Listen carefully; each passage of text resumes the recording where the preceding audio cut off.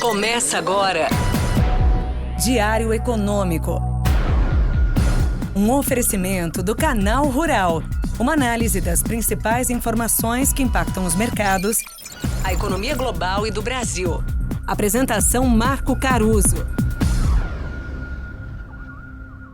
Olá pessoal, tudo bem? Hoje é quinta, 28 de setembro de 2023 e esse é o seu Diário Econômico.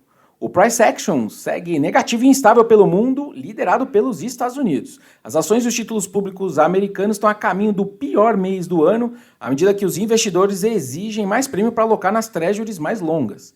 Enquanto a gente fica nesse vácuo de notícias maiores, a piora dos mercados alimenta as narrativas pessimistas da turma, que retroalimenta as desvalorizações e empurra a turma a estopar posições, o que exacerba tudo isso. Quando que eu acho que isso pode acalmar, ou na verdade cessar essa piora? Você precisa desse período de troca de mão dos ativos até os investidores voltarem a ficar confortáveis com o seu risco e as suas exposições. E também na sexta você pode cessar o vácuo de notícias com a inflação americana também. Dentro daquela lista de culpados que eu trouxe para vocês para tentar explicar por que está subindo esse prêmio de risco nos Estados Unidos, ontem teve o presidente da Câmara Americana rejeitando um projeto de lei provisório de financiamento que poderia empurrar o shutdown do governo para 17 de novembro. Diz o noticiário que o governo dos Estados Unidos só teria recurso para manter a máquina funcionando até esse sábado, caso, obviamente, um acordo não aconteça até lá. Esse plano tinha boa margem bipartidária no cenário, mas morreu na Câmara. Agora, os republicanos da Câmara devem apresentar a sua própria medida provisória na sexta-feira. Paralisações do governo americano, o tal do shutdown, sempre é resolvido aos 45 do segundo tempo. Parece um detalhe de curtíssimo prazo, mas ele escancara a polarização nos Estados Unidos, também a desorganização fiscal deles e obriga todo mundo a lembrar que o ano que vem tem eleição lá e vai ser aquela disputa do partido que corta imposto contra o partido que sobe despesa. Enfim, no mundo pós-Covid parece que somos todos emergentes. Agora, falando do desempenho relativo das classes de ativos, é interessante perceber que a alta volatilidade tem se restrito muito mais à renda fixa. Olhando em termos históricos, comparando aí com o que se viu desde 2008 até hoje, a volatilidade da bolsa americana, europeia e de alguns emergentes, ou mesmo olhando para a volatilidade das moedas do G10, todas ainda estão abaixo da média desse período que eu falei. Realmente só a renda fixa está mais de um desvio padrão acima.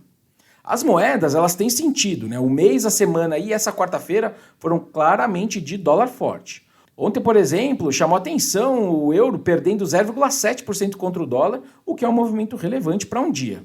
E aí o nosso real foi bater 5,05, alta aí de 1%, que no fundo até que não é muito ruim dado esse movimento da moeda europeia.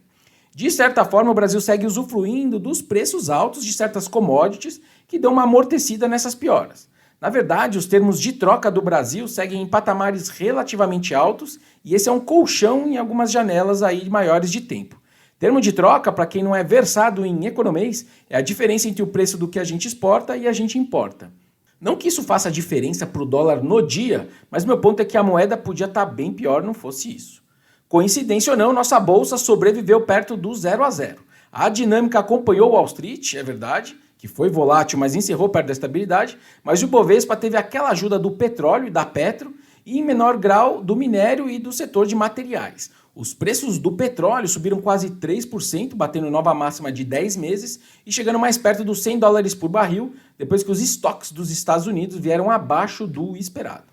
Agora, falando do dia, o relatório trimestral de inflação do BC vai trazer mais detalhes ainda sobre o cenário do Copom. Aquele mantra de juros caindo moderadamente e receio de não cortar a Selic demais vai continuar lá. Fora isso, vai ser interessante ver os estudos que o documento pode trazer. Em especial, eu vou ver se o BC aprofunda as discussões sobre o PIB mais forte aqui no Brasil e o quanto isso tem reduzido o tal do hiato do produto que eles estimam, e eles estimavam estar negativo, e portanto ajudando a inflação a ser menor. Quanto mais eles revisarem esse número para cima, ou seja, para menos negativo, menor é o conforto deles em cortar demais a Selic. Vamos ver, sai às 8 da manhã. Bom dia, bons negócios e sorte sempre. Você ouviu? Diário Econômico. Um oferecimento do Canal Rural. Uma análise das principais informações que impactam os mercados, A economia global e do Brasil. de segunda a sexta, às 6 da manhã, no Spotify e YouTube.